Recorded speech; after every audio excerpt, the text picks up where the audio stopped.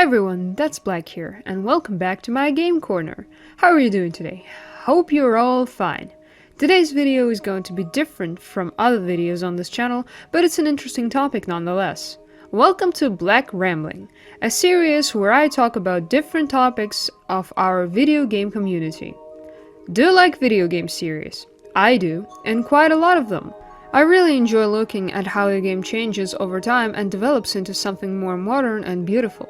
That's always interesting to look at how the game changes, how the plot and overall gameplay develops into something more perfect than it was before. Take Doom for example. Yes, it's not the best game in terms of plot, but it's truly one of a kind in terms of gameplay, considering how much the game changed throughout the years.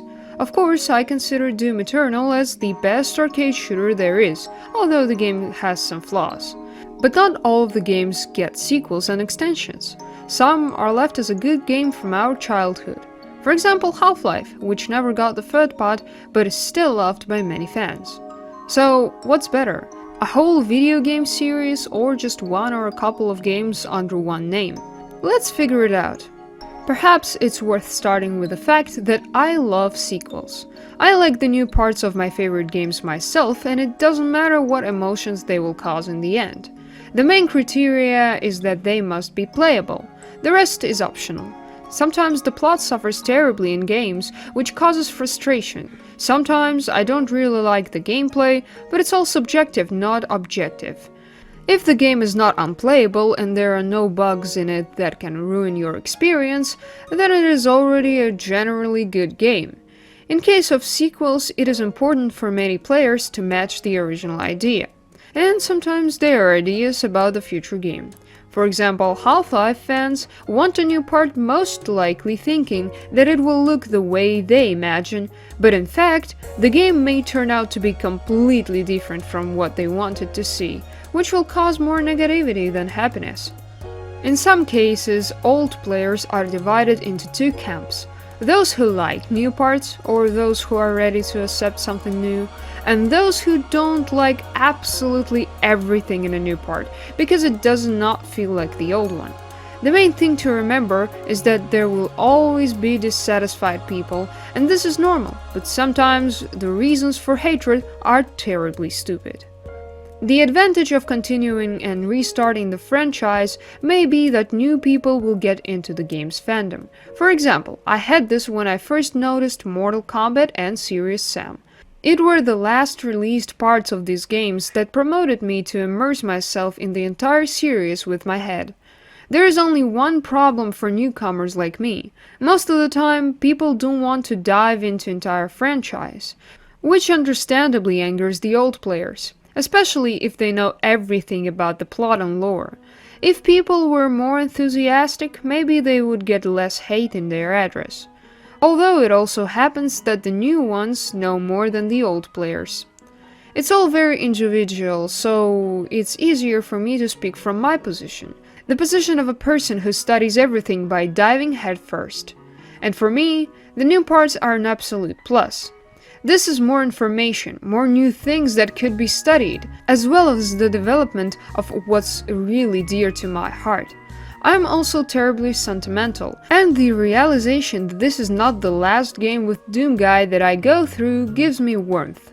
It often hurts me to finish games, so I stretch out the fun as much as I can. I won't have to do that here. Honestly, maybe Half-Life is not the best counterexample here.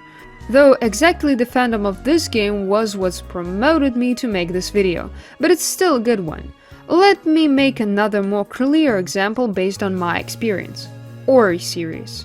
This game contains two parts, Ori and the Will of the Wisps and Ori and the Blind Forest, and one of them ends pretty clearly, ending the whole series. It was tough for me to accept that the game ended and I would never ever go through all these emotions again. I would probably never play as this character again too. That's why one-part games are pretty tough for me, though it's still a good thing to get more bright emotions. However, then what are the advantages of shorter series or even single games? Of course, in shortness.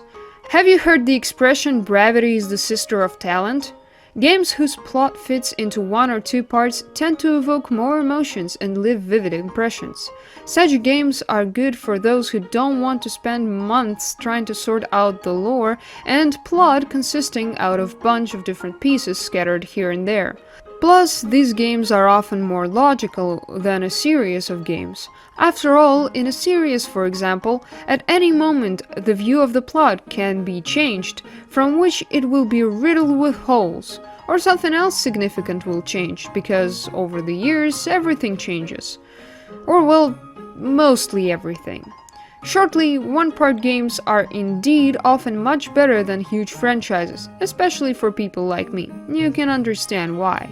So, what is the outcome of this video? And the result of this is, as usual, everything is individual. Everything has its pros and cons. But let's be honest, even if some part is bad, what would our fandom be without it? Can you imagine the Postal fandom without Postal 3? And Half-Life fandom with the third part of the series? And Doom fandom without Doom 3? There are a lot of third parts somehow. Anyways, it doesn't matter, I think you understand what I mean. Without these games, or their absence, our favorite fandoms would be completely different. Other people would be sitting here. The perception of the games would be different, and so on. Development and novelties are normal, even if they are awkward, stupid, or somehow wrong. If they're playable and played well, that's something, isn't it? I can hate Doom Eternal: The Ancient Gods as much as I want for how bad plot-wise it is. But if it wasn't for it, where else would I see those arenas, the enemies, all this beauty I got playing this DLC? That's why I love and hate this game at the same time. It's okay not to accept something. The main thing is to understand that development is unstoppable. This video is partly a cry from my soul. The soul of a man tired of constant shit. I'm tired of hearing the complaints of ones and the screams of the others. I just wanted to speak out on a topic I consider important for our gaming community. What are your favorite game series? Or maybe you have one-part games that you think are the best? Share it in the comments so you can help yourself and others. Maybe someone will find something new for themselves, and someone will find companions. Don't forget to like, subscribe, and click on the bell. Have a nice one. Bye!